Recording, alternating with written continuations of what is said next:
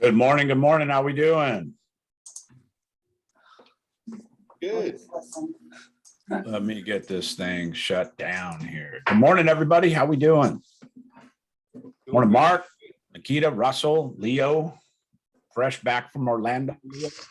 Yes, absolutely. I love it. Well, good morning. It's 8:30 a.m. Pacific time, and we're going to get rolling. I've got a really special treat today with Leo, and we're going to give it a minute or two, and I'm going to actually pause the recording. So good morning. Good morning. It's Randy Byrd, and we're getting started with, got another rock star, Jeremy, coming in. We're getting started with our agent attraction live dials. And what I've done is put this call together for anybody in the EXP organization.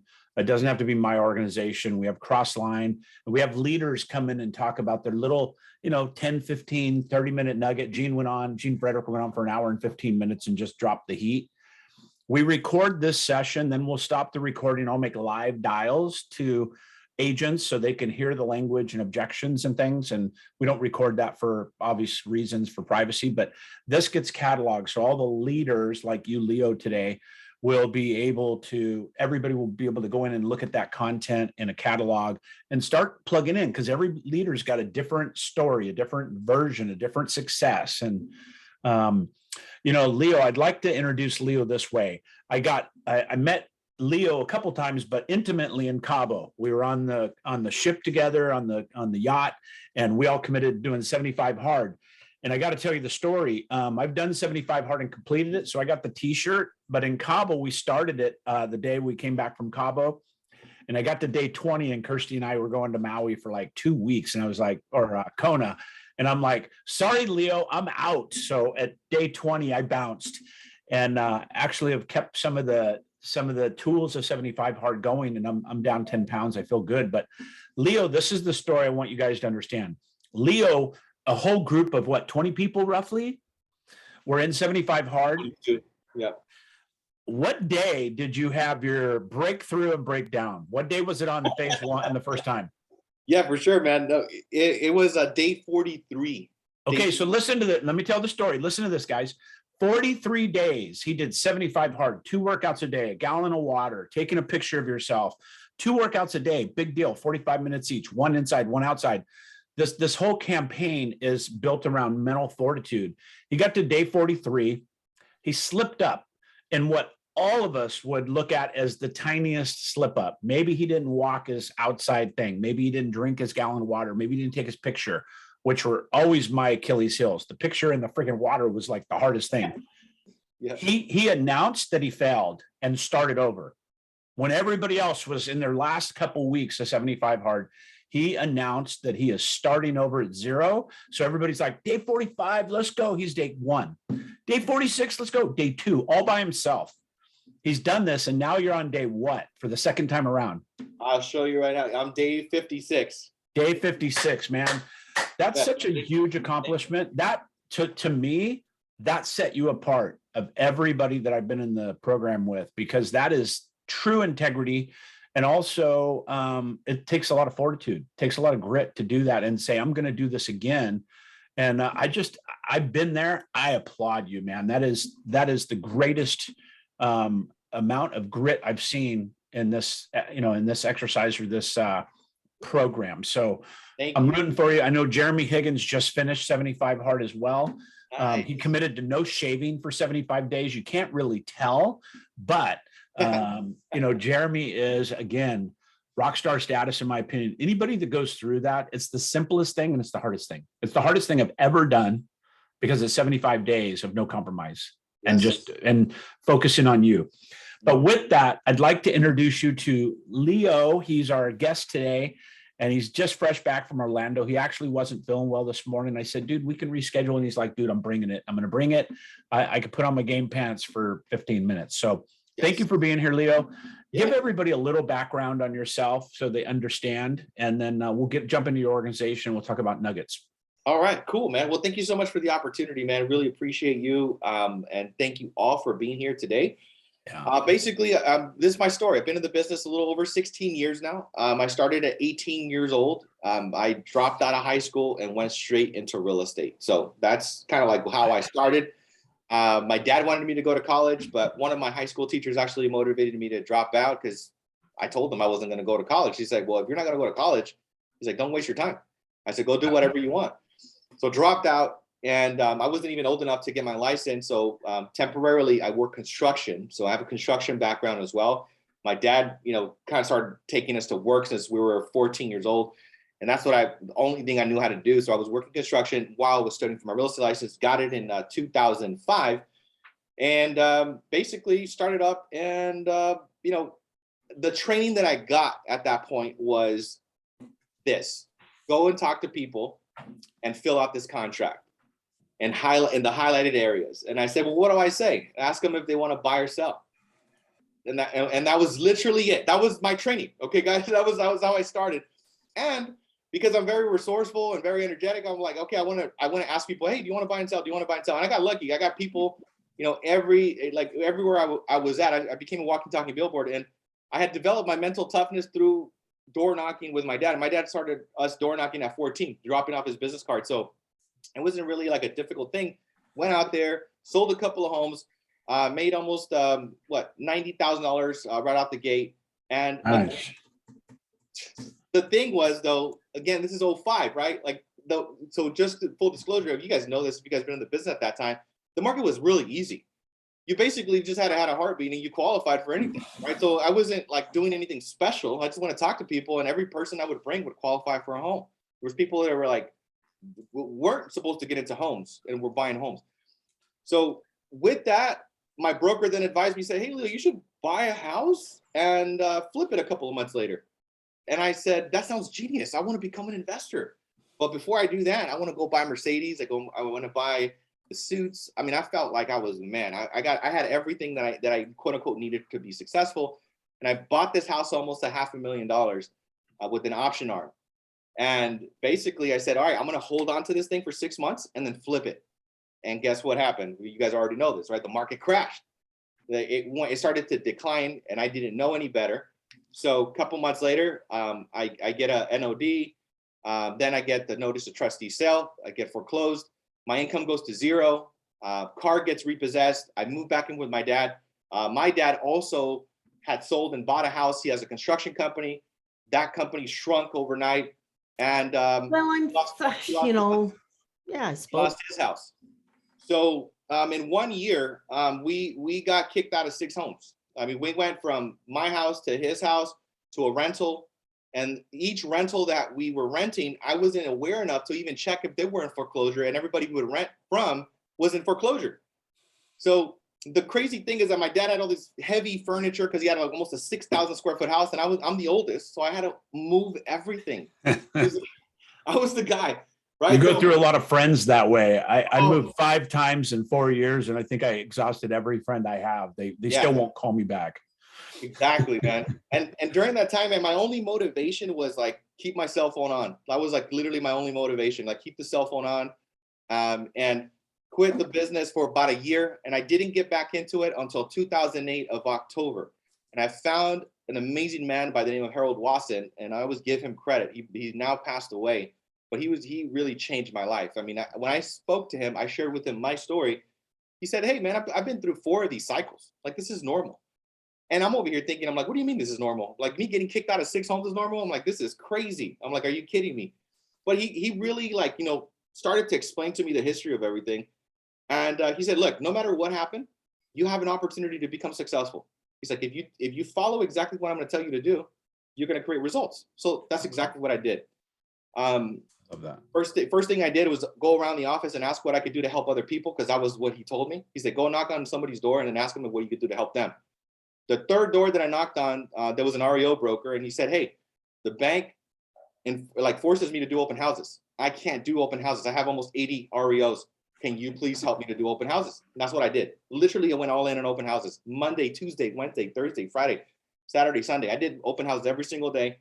6 months later, this is 2009, market was still low. I closed my first transaction, and my net check was $254. That's what I made at that time. Because because 6 months of dues to Remax, right? I owed Remax every single month. So, and then my broker, he lent me $1,000 to just keep going and keep putting money in my tank. Then I became rookie of the year. Next year I sold almost 30 homes. Next year I sold, 45 homes. Next year I sold 60 homes. Next year I sold 80 homes. Next year I sold 100. Next year I sold 120. Next year I sold 150. So my business blew up. Like it really blew up. And about 8 years of me being in partnership with him, he suddenly passes away. And when he suddenly passes away, it had me reflect and basically look at what I wanted to do with my life. Because at this point, I had sold a ton of real estate and had made all the money, had got all the cars back, but I didn't feel fulfilled.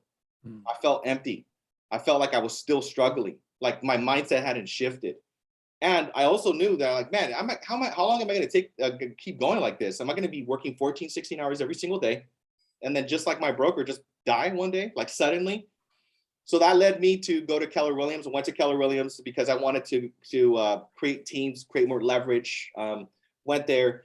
And I went all in, read the MREA book. I flew out to Austin. I took every single piece of training, started to develop my teams. I grew a team of almost 20 agents. I didn't really know what I was doing. I was recruiting everybody. I'm like, oh, look, you want to be part of my team? Come on in, come on in, come on in. So I learned right away, the hard way, that not everybody is has the same mindset and same work ethic, right? And wow, been there. I know. I'm sitting here. I'm like sweating. Right. A lot of us are feeling your story here on a personal level. Are we like twins? Yeah, exactly. Like, wait, are you stealing my story? My palms are sweating still. Yeah, literally, right. And the thing is that I noticed, right, there was kind of like started developing the teams, and sure enough, I mean, I was able to grow the production to about 100 transactions. I was kind of stepping a little bit back and then trying to figure everything out. And I started to notice, like, people left my team, and I would like literally like be there for them, pay their bills sometimes. Like I was all in. But people would leave my team one of two ways. People would leave my team because they would do really well, or people would leave my team because they weren't doing good. But the common denominator is that people were leaving my team. I said, this is not a sustainable thing. This is kind of like, it sounds like insanity. I'm like, wait a minute, I've been working every single day doing my own production, and now I'm building a team, but I'm like, this doesn't seem like it's a solution either. And then I get a call from a team leader and says, hey, there's a new office that's opening up and we're looking for a team leader. And I said, that sounds like something I need to do, because being a team of like a leader for my own team, I'm not finding the leverage. Maybe me becoming a team leader for an actual office is going to create the leverage that I'm actually looking for. So I took the position. They talked me into it. I took the position. I said, you know what? I want to elevate my leadership. And I did that. And basically, while still conducting my team, but production started to dip. And at the same time, now started to learn this new skill set with recruiting. I crushed it with recruiting. I did it. I'd never had recruited people that had done production more than me. At this point, I had just recruited agents that were doing below my production. And in 6 months, I recruited 72 agents.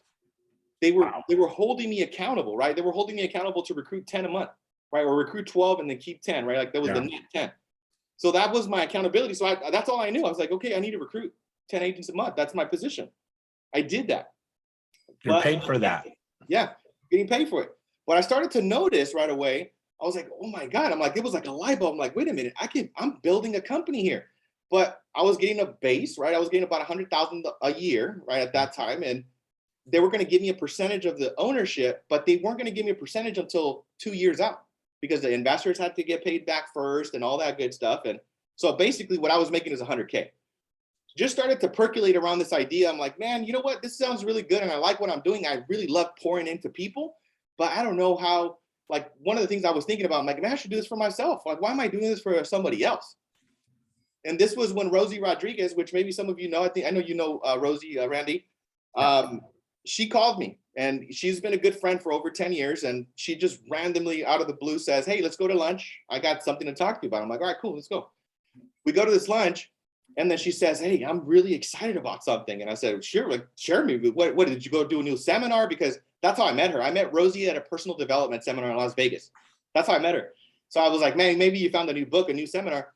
And she says, no, I'm getting back into real estate. She's like, she has a mortgage company, an escrow company. She's like, I'm going to go back into real estate.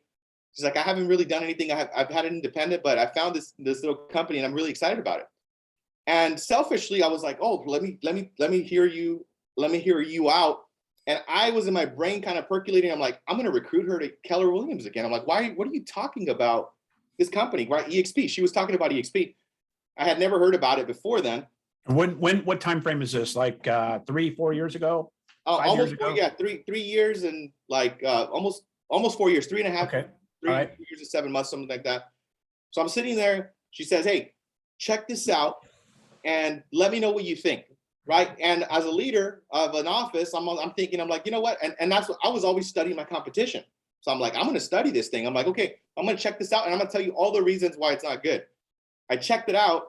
And to the, you know, obviously I'm here. I mean, like this thing was like, wait a minute, you get stock, you get revenue share. I'm like, it on the surface for me, it looked like it was too good to be true.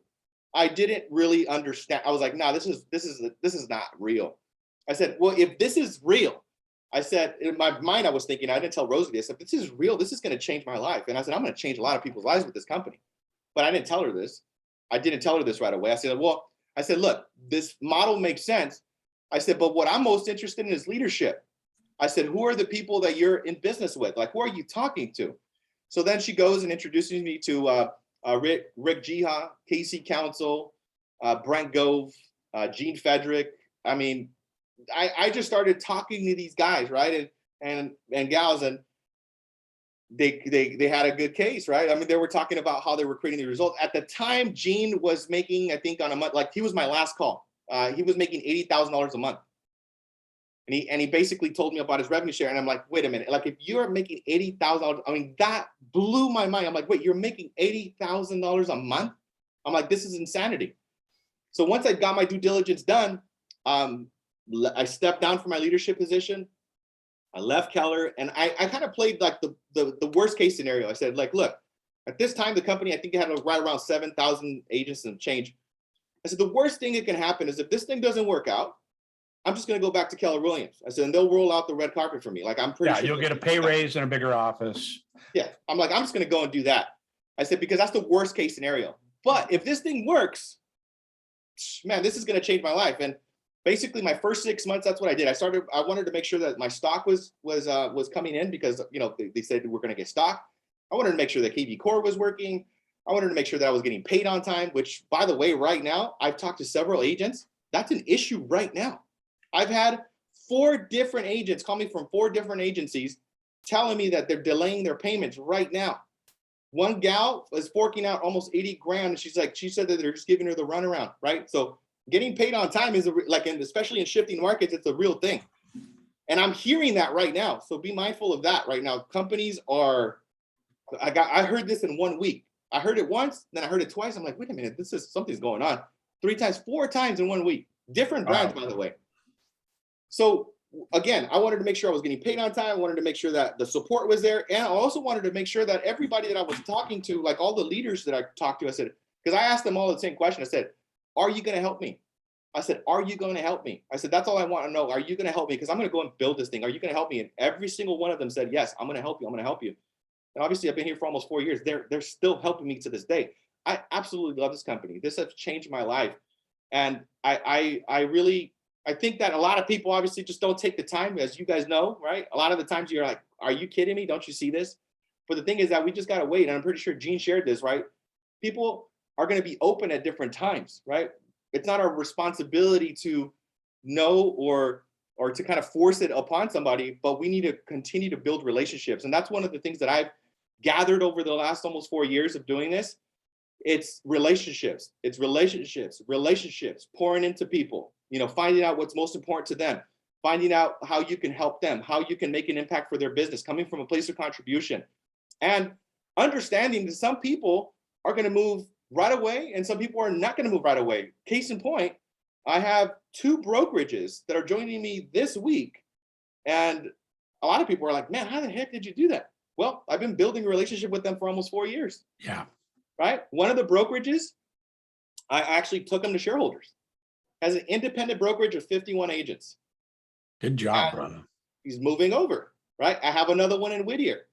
This brokerage has 47 agents. Also been, actually, interesting thing, this guy was recruiting him at Keller. I was trying to recruit him at Keller. He didn't do anything with us at that point. but he finally submitted his LOI, his application. A couple of his agents already moving over. 4751 in 1 week. And how 1 week, you're a superstar this week. How long did that relationship take with the other brokerage? With the Whittier one? Well, I started talking to him at Keller Williams. So it's been like 6-7 years, right? Okay, so pause. I want the people listening on the call and the people that are going to listen to this recording later. Your instant success is guaranteed in 4 years from now. If you do the work and you build the relationships over time, I have 3 agents that took 2.5 and 3 years between the 3 of them before they came over. And it's that's the message I want you to get is consistent action of conversation, follow-up, friendship, consistent action over time will guarantee you these results where you could onboard 100 people in a week. But the challenge is it's like door knocking. You got to knock on 100 frogs before you get that listing. And I just want that to really sink in with you on this call. And thank you, Leo, for bringing it up. An example this week, I have a gal that's onboarding this morning. 3 years ago, she reached out and said, what's this EXP thing? And I kind of vomited on her, right? I told her how excited I was. And then for 3 years, every single month, I followed up with her. Nope, I'm not ready. I love my broker, 3 years. And then last 2 weeks ago, I did a YouTube video talking about the market shift. And I said, this is what you need to be doing as an agent. These are the conversations you need to be having. If your broker's not having them with you, get it somewhere else. And she called me, she goes, that is so perfect.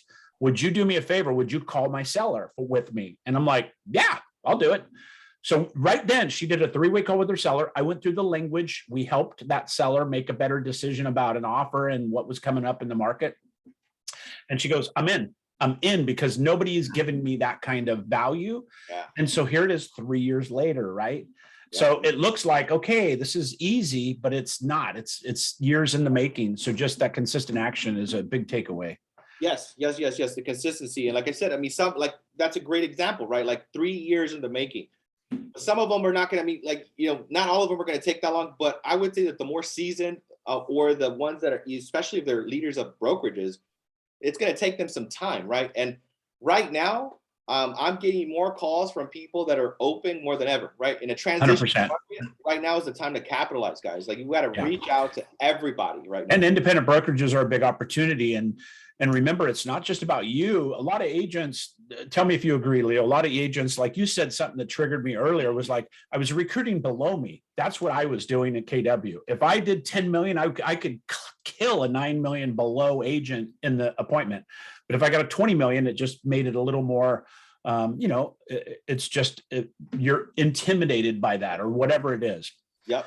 But there's a lot of people to help you in this journey. All you have to do is have the relationship.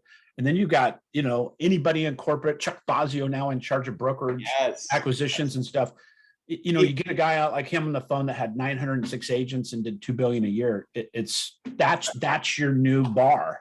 Right? Well, that's exactly, well, check this out, right? They announced it in the Alpha group that Chuck Fazio was taking that position. I messaged them instantly after that conversation. I have a broker that I want you to talk to. Right, exactly. 51 agents.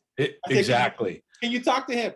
And it made the world of a difference, right? Because every broker is always asking, well, show me somebody that's already done this, that is successful, right? So he's the greatest avatar that we have that successfully has done that.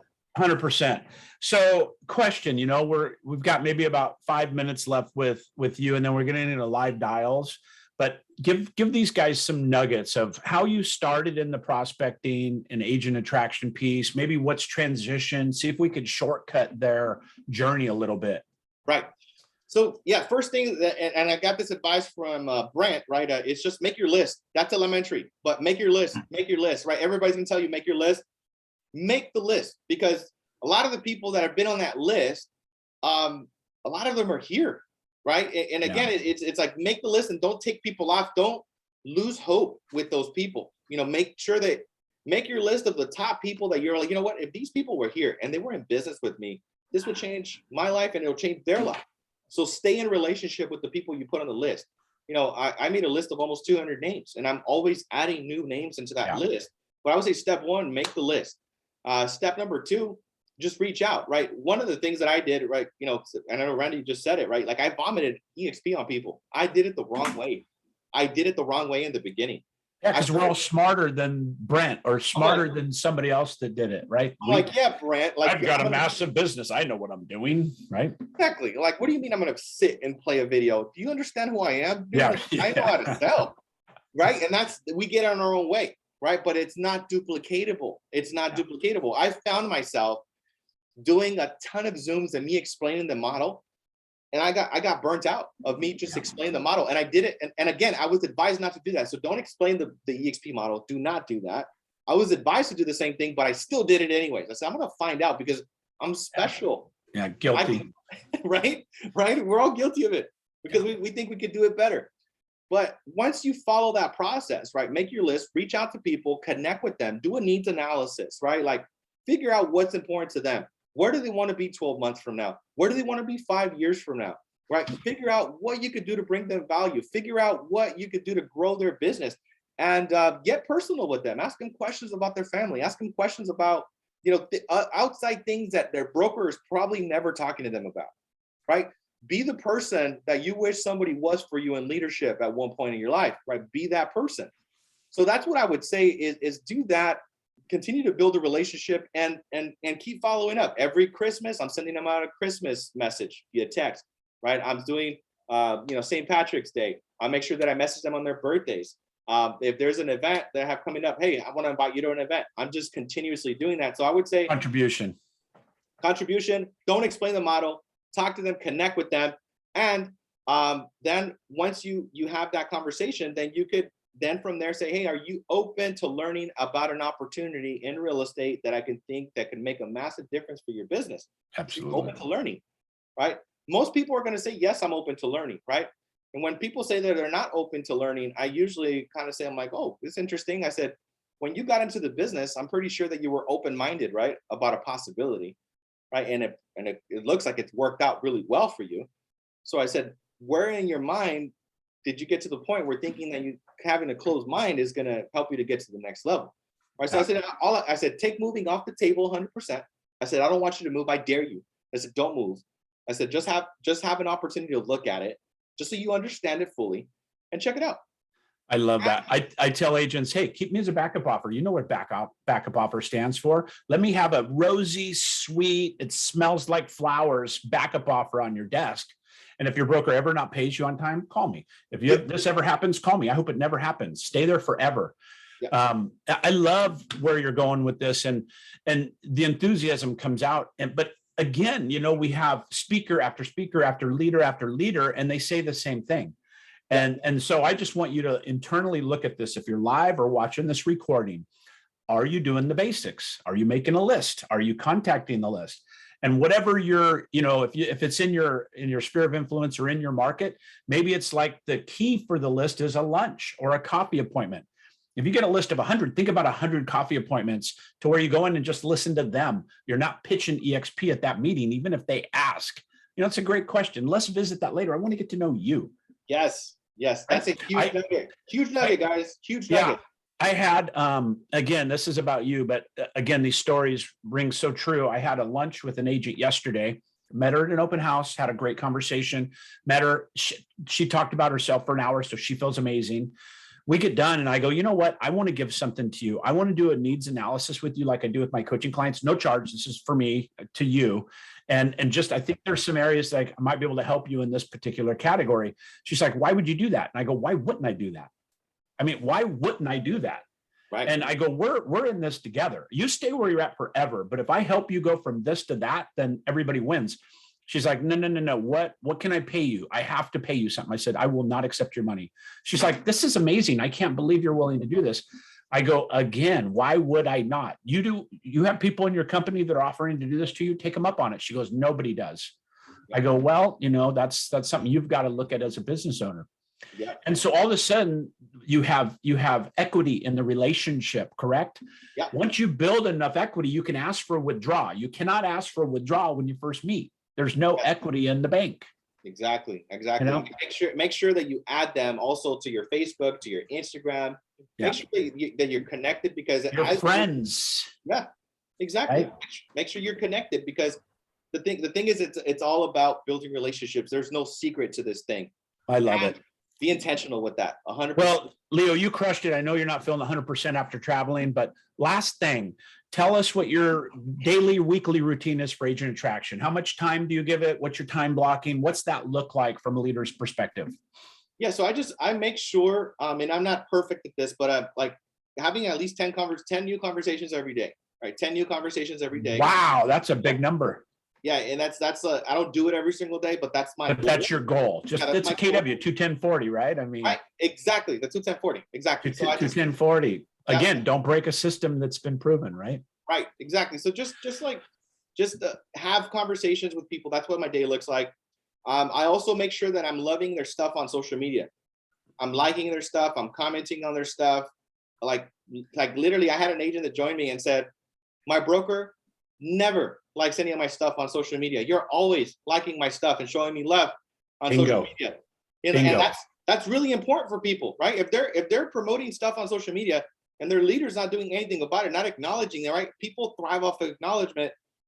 That's literally, and she's a top producer that does almost 120 units a year. Single mom, really awesome gal. She was like the #1 person at that company. I love it. Again, I was just liking the stuff. So the day looks like that. I'm loving on people's stuff. I'm reaching out. I'm also following up. At least an hour, I'm following up with people.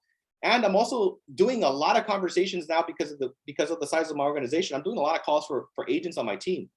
So that's where I'm doing, 5, 6, 7, 8 calls sometimes for my team. Yeah, that's a real part of retention and being a leader now. But dude, what a great call. I really, really appreciate you being here. It means a lot. And I think this is, again, one of the better calls that we've had. So, I appreciate you being here. Any questions for Leo real quick before we wrap up? Yeah, but I have too many for Leo. So I'm going to take up all his time. Do you mind if I call you over in a few days? I know you're not feeling good, so. Go for it. Yeah, absolutely, man. Absolutely. Yes, definitely. What's your number, Leo? And I'll put it in the chat. Do you want them to go to workplace or what's best? You got it. Yeah, you can do workplace. If not, I could just drop in my phone number here. Just feel free to text. Yeah, I'll put it in chat. What is it? 949-795-6568. I just dropped it in here. Okay, cool. Yeah, 6568. Yep. Feel free to reach out right there. It's going to come from a weird area code you've never seen before, I'm sure. He's weird. He's up in Canada land. Text me. Alberta. Yeah, text me first. I'm like, hey, yeah, 100%. Yeah, right on, brother. Got it. All Thanks right. for taking the time. Leo, I appreciate you. Anything we could do to contribute and help with you too, just ask. We're here for you, man. You got it, my brother. Thank you so much. I appreciate it. Rock and roll, and congrats on the 75 hard. I'm rooting for you every single day, man. I see your post every single day in the chat. Thanks, brother. Appreciate it. Right man. on, bro. Appreciate you, man. Take care, my friend. See you, guy. All right. Later. Bye.